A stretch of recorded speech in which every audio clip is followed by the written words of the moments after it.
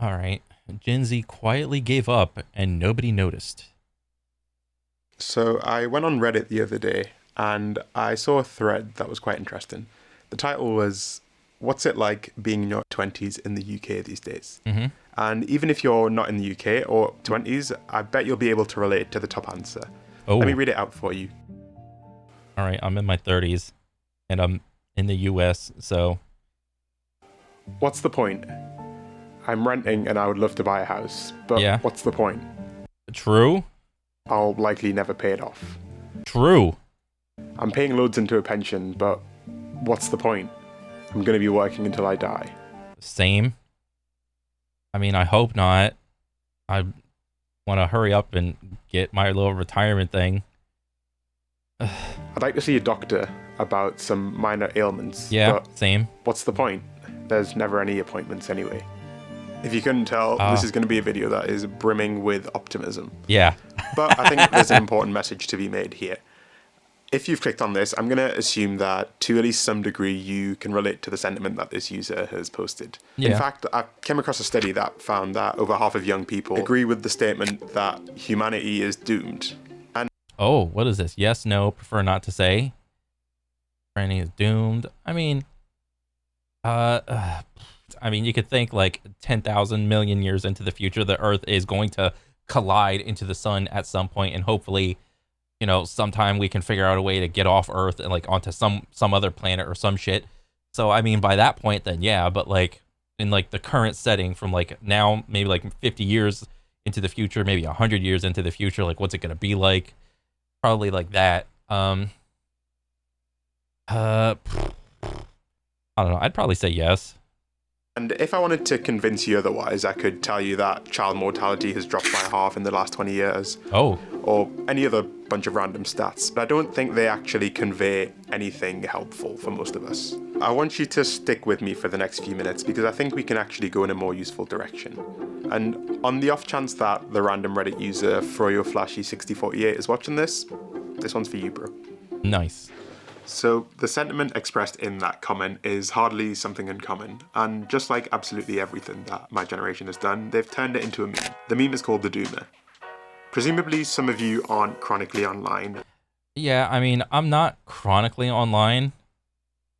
Um, the only reason I'm not chronically online is I have to go to my job, and I like going to the gym. If I didn't have those two things, I would probably be chronically online. It, but before I had this job, um, I was probably more along the lines of chronically online, just playing video games and like, I was like a console bro, so I'd have my console and then I'd have like some laptop where I'd be like watching something or whatever. But I don't think I was like deep into the recesses of the internet. I was just like on the surface levels of like all the social medias or whatever. And I don't know, it's like for me it like goes up and down on like sometimes I'll be like a little bit more optimistic of some day, or a lot of the days I'll just be like kind of neutral, kind of indifferent, and then some days I'll be like have like some doomer like outlook, but I don't know, it's not like it just fluctuates really. And aren't entirely familiar with the Doomer. And so I want to give you a definition as described by one of my favourite channels on YouTube, Pursuit of Wonder. The Doomer Oh, is an individual who's in their early 20s. He or she is someone who feels a sense of aimlessness or loneliness, yep, and it is kind of sounds like consequently me. stricken with a deep despair for life. Yeah. For the Doomer, life is meaningless, and the world is inevitably doomed by humanity's ignorance, greed, and futility. As a result, the Doomer sees little to no reason in engaging in traditional pursuit, and retreats from society into apathetic isolation. Yeah, just a complete indifference. Exactly like what that dude said in that post. Like, what's the point? Now, if this description is at all relatable to you, as it was for me, then I want you to stick with me for the next few minutes, because understanding a little bit about why this phenomenon is so prevalent nowadays might give you a few tools in your arsenal to help you deal with these feelings. We interrupt our program to bring you this important message. So, brief aside, There are a lot of people in the world right now who are materially affected by quite tragic circumstances. Oh, yeah. And I'm not aiming to invalidate anyone who does feel that way. What I want to focus on is instead a sense of disillusionment, a feeling of disconnection from the social environment that a lot of people feel right now. And I'd like you to keep that in mind when watching the rest of this. Okay, thanks. Disillusionment and disconnection. Yeah, that's probably fair, because it kind of feels like it's in levels or whatever. Like, on one hand, it's like we've never been more connected because of the internet and all the social media, like, things that we have. You can easily, like, at least reach out to, like, your favorite person or whatever, or like a family member if you really wanted to. But with it's like everybody, like, you are within a, like, probably some, isn't there like a thing where it's like you are probably within 3 or 4 degrees of separation from meeting like anyone in the world? And like the higher the person is, obviously it'll probably go up to like maybe 5 or 6 or something like that, but you're probably 3 or 4 people away from getting to know about just about anybody. So, if I asked you, why has a generation in the face of these gigantic issues Oh, he's interviewing himself. Okay. chosen to give up en masse? You might give a few different answers. Some of you Wait, might let me say, hear that again. if I asked you, why has a generation in the face of these gigantic issues chosen to give up en masse? This is probably an issue to do with like more that has to do with like a more well-developed like places, like first, like, is this like a first world country problem, a first world problem, because you have so little things to like actually worry about. Like, you don't have to worry about like your basic, what's that pyramid thing where it's like you need food, water, shelter, I don't know, like people, like connection with people, and outside of that, you don't really need much. Like, at least I'm talking from like the U.S. or whatever. Like, because everybody has their basic needs met for the most part. Obviously, like, there's plenty of poor places around that are like struggling and shit, but for the most part, everybody has their basic stuff met, and you're just worrying about like secondary or tertiary problems, it seems. And I don't know. It's like, why are people so worried about, why is there so much like aimlessness and loneliness and like people feel disconnected and whatnot? I don't know. I think technology has like a decent part to play in it. In social media, you see a lot of people on social media. Like, there's that, I think I saw some argument where it was like, why you feel lonely and aimless. It's like, are you consuming too much or are you creating? You're consuming versus creating. Like, you're probably lonely and aimless because, well, no, not lonely. Disconnected and lonely because you're consuming too much. And at least for me, it was, I would do like the enjoyment is the, or no, comparison is the thief of enjoyment type deal. I would compare myself like workout wise or video game wise. Like, oh, that guy like looks better than me, or oh, that guy plays video games better than me. So it's like, what's the point? God damn it.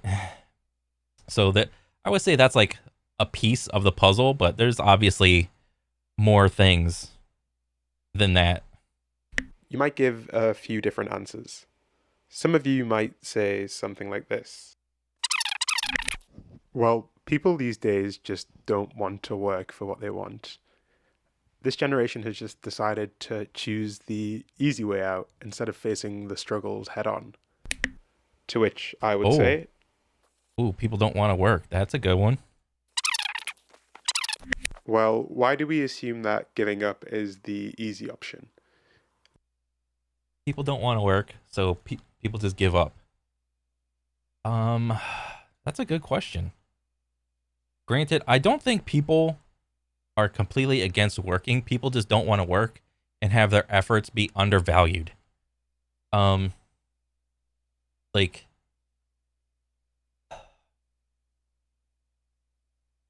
huh. Let's try listening, and maybe we might reach a different conclusion entirely.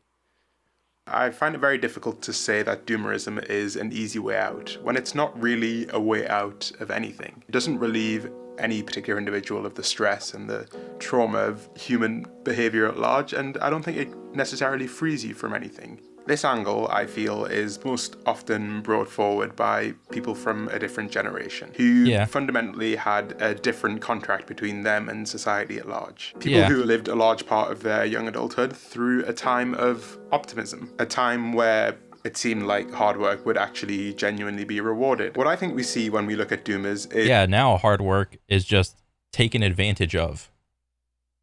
And that's why the whole reason the phrase quiet quitting exists.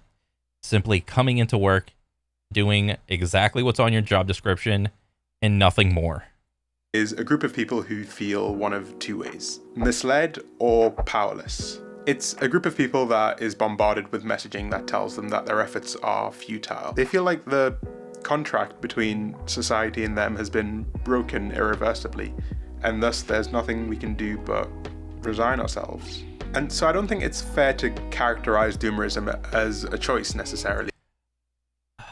So I think this is a problem that I have too. It's like, you can probably more likely affect your surroundings, at least like local government wise, not so much like on a federal level, but like your local, what do you call it? Like mayor or things like this, like more smaller types of government. You can more easily affect that than you can like with the job titles like that are like way up there. As a conscious decision to give up and choose ease of life, because it's not any easier than any other mode of life. Rather, it's a mindset that one develops after losing the so-called naive optimism you might have as a younger person. And some of you might agree with that. Some might even take the idea further and say something like this. Okay, so I get what you're saying. It sounds to me like doomerism and apathy are almost like a rational response. Why would anyone bother caring when facing these issues such as climate change and retirement? It seems to me like the sensible, rational thing to do is to give up, right? And climate change is like meh. I mean, yeah, it's a thing, but like you can't really affect it on an individual scale. It I would say it takes like everybody on the entire earth to do something, if anything. But even that's a stretch. But the whole retirement thing, isn't like the retirement, isn't that like a federal thing, or like from your country, or I don't know. I'm not as educated on this. At one point in my life, I would have agreed with this. But lucky for me, you're allowed to change your mind.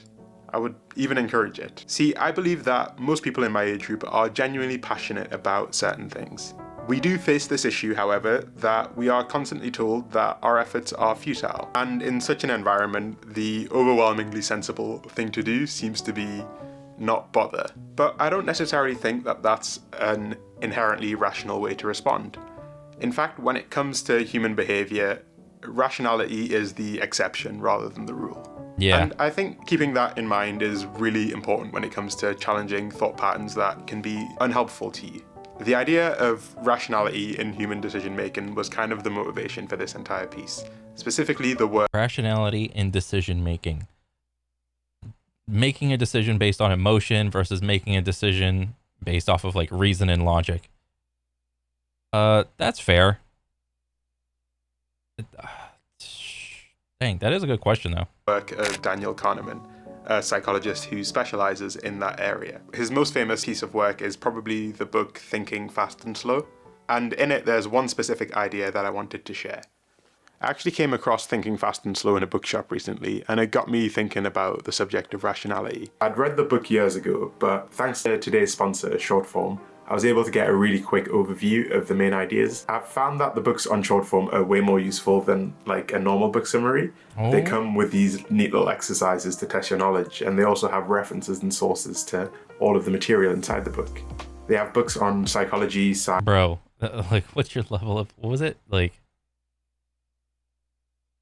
rewarding behavior. What's one habit you wish to start that falls into the category of habits of avoidance? These are habits that involve not doing something like not drinking alcohol for a month or not spending money on unnecessary items. Falls into the category of habits of avoidance. Honestly, for me, like, I don't do shit really. I don't do drugs or drink alcohol, so probably spend less money on like pointless supplements, or maybe not spend as much money on like takeout food, which, like, whenever I'm home, I don't really order takeout that much, but when I'm like at the job, it's just like I don't feel like cooking or making anything. I'll just go to like Wendy's or some shit. Probably something like that. They come with these neat little exercises to test your knowledge, and they also have references and sources to all of the material inside the book. They have books on psychology, science, economics, and just about everything else.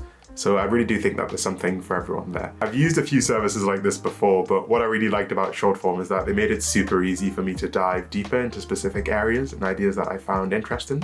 And I didn't have to commit undue time and energy to learn the things that I wanted to learn. If you too are interested, then you can get 5 days of unlimited access to thousands of books and a 20% discounted annual subscription through my link, shortform.com/fads. Thank you to Shortform for sponsoring this piece. Let's get back to it. So the specific idea that really resonated with me goes along the following line. When trying to answer the question, what do I think about X? You tend to think about the easier but misleading question. What do I remember about X? And how easily do I remember it? The more easily you remember something, the more significant you perceive it to be. Okay. When we're surrounded by information that's designed to make us feel powerless, then naturally we resign ourselves to feeling powerless. But there is another thing worth noting, and that's that time and time again, the people who have had the most impact, the people who've been heralded as leaders of movement, have been those who've behaved in a way that's inherently irrational. Their behavior would only ever really make sense in retrospect. Now, I'm not saying that me or you is going to be able to solve huge systematic inequalities within our lifetimes. We have no ability to predict the impact of our behavior throughout and beyond our lifespan. What we do have an ability to do, though, is to commit to values that we believe to be true, and to focus on seeing those values represented in people immediately around us. Whenever the kind of Dumer mindset tries to come back to me, I do remember the fact that, for the most part, most people will not be remembered for their actions. But that does not mean that their actions do not have lasting consequences. I would, for example, challenge you to name more than, say, 10 people who are actively involved in the civil rights movement. Oh, dang. And yet, it took the collective effort of millions of people to bring about change. And I think that's true for any issue that you care about. The people whose impact ends up affecting change are those who behave in a way that we would deem irrational. Because what humans would describe as rationality, I think, is more analogous to just talking about the status quo. That actually makes sense. Like the whole retrospect, like the hindsight of the Martin Luther King civil rights thing. In retrospect, it makes sense, like looking at it now. But at the time, it would have been viewed as irrational. So, Jeez, there's probably some shit like that, like where I live. Like for like whatever topic or thing that's going on. We believe that whatever exists makes sense. I, for a long time, was a Dumer, but I do think that things are starting to change. I'm starting to see the value of adding my voice to a collective and accepting that it doesn't matter really whether or not that voice is actually heard. What matters is that I've made a concerted effort to make it heard within the people who are immediately around me. And I would say the you know, you can have like an effect around the people around you, like your friends, family. And then like you go to the next circle, which is like maybe your job, your neighborhood. And then maybe the next circle is like the community that you're in, or the city/county or whatever. And I would say you could probably have the most effect there on like who to vote for and things like that. And that approach to life has made me a lot less fearful. Living by values that you believe to be true is the only power I think we have. And no matter Yeah. how rough or how bad things feel like they're going to be, it's a power that you'll always have. Yeah, and living by your own values, like, and honestly, your values change as you get like older. Like shit that I liked back then, I don't like now. Um, I don't know. I'm trying to think of something. I just simply do not think the way I used to when I was like a kid. It's more like a broad spectrum now as opposed to like like tiny and narrow. Um, and it's okay for your values to change. So long as you have like some sort of like reasoning to like back it up with. But yeah, So why not try and use it? nice. Oh man, that was a good video. The whole like doomer mentality, like I'm not gonna say like I'm like a saint or whatever. Like I fall into it still whenever I have like bad days or like days I consume too much internet or whatever. Um, but I don't know. I think it's like important to be like optimistic. Well, not necessarily optimistic, just like uh, you have to like work towards something or create something. I mean, like for the most part, you have like 80 to like 120 years or something, maybe like 100 years on planet Earth, and then that's it. So you got to figure out something to do in the meantime. But no, I like that. That was definitely a good video. And I'm a fan now. So yeah, and I can't wait to see more. So that's pretty much it for me. I'll catch you guys on the next one. All right, later.